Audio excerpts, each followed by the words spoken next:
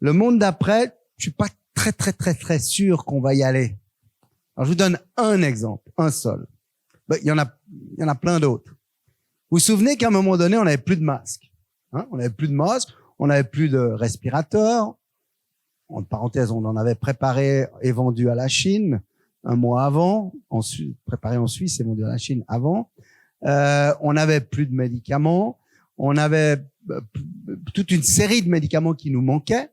Hein. Et on avait bientôt plus de blues. Enfin, voilà, on manquait de beaucoup de choses. Alors, quand on a vu qu'on manquait tellement de masques, vous savez que plus de 90% des masques sont fabriqués en Chine. Ils sont faits pour des visages chinois. Ça, vous le savez peut-être pas, mais pour certains masques, on s'en fiche. Pour d'autres, c'est beaucoup plus important. Les FFP2, par exemple, quand vous promenez dans la rue, il y a 99% des FFP2 qui n'en sont pas. Pourquoi? Parce que la plupart ont été fabriqués en Chine. Ils ont été faits pour des museaux chinois, si vous voulez, si je peux m'exprimer ainsi. Mais vous savez comment ils sont, les Chinois? Ils ont un nez très plat, etc. Et puis voilà. Et donc, ils sont pas du tout hermétiques comme ils devraient l'être. Et donc, bon, comme on n'en a pas vraiment besoin, c'est pas très grave. Mais si il avait vraiment fallu des FFP2, on aurait été embêté. Peu importe.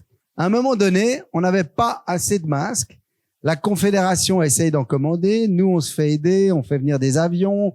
Vous avez vu ça à la télévision. On fait venir des avions avec des masques. Là, on paye ces masques.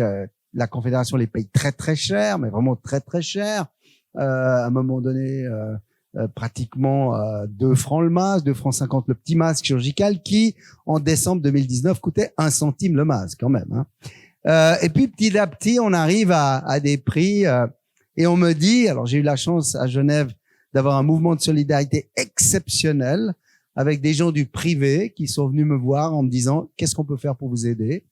Et là, on a mis en place une task force qui a été ensuite reconnue par l'État, etc. et qui a notamment affrété des avions, notamment fait toute une série d'activités, y compris me poser la question, Didier, est-ce qu'on ne devrait pas acheter une machine à faire des masques? Alors je dis, écoute, moi je me suis toujours posé cette question, on m'a toujours dit que ça coûtait beaucoup trop cher de fabriquer des masques en Suisse parce que les salaires étaient trop élevés. Donc bon voilà, j'ai cru comprendre qu'on les fait venir d'ailleurs à cause de ça. Et donc l'équipe qui était là était extrêmement efficiente et en une semaine, on avait un budget pour acheter une machine à masque, la faire fonctionner, etc., etc. Et à ce moment-là, on payait le masque de l'ordre de 1 franc 80. Et il disait, il n'y a pas photo, on peut les faire à Genève pour 1 franc 25. Et on peut fournir probablement toute la Suisse. On peut les faire avec le meilleur tissu de chez Flava et pas par le tissu qu'on nous envoie de Chine. On peut les faire, on peut apprendre à les moduler, les faire comme on a envie, c'est-à-dire bon. Et puis on va les faire avec des Suisses et on va donc faire des jobs. On va créer de l'emploi.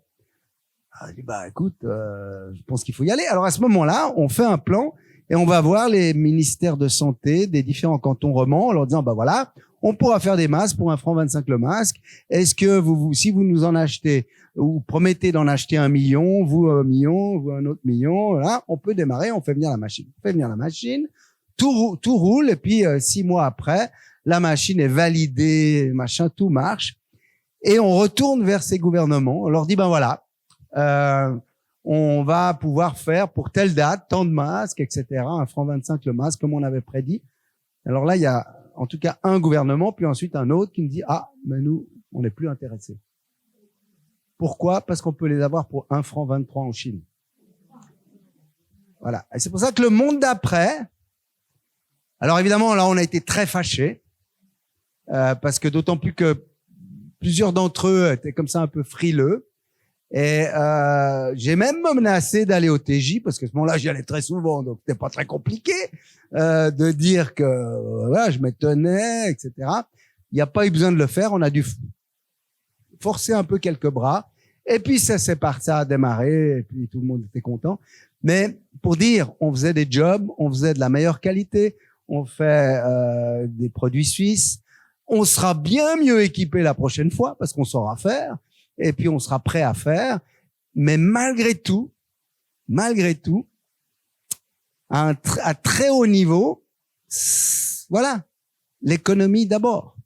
Et ça veut dire que le monde d'après, il va falloir vraiment apprendre à tirer les leçons de la crise. Je vous donne cet exemple-là, je vous assure qu'il y en a d'autres. Et puis, j'ai peur que ces leçons de crise, on les tire pas vraiment comme on devrait le faire.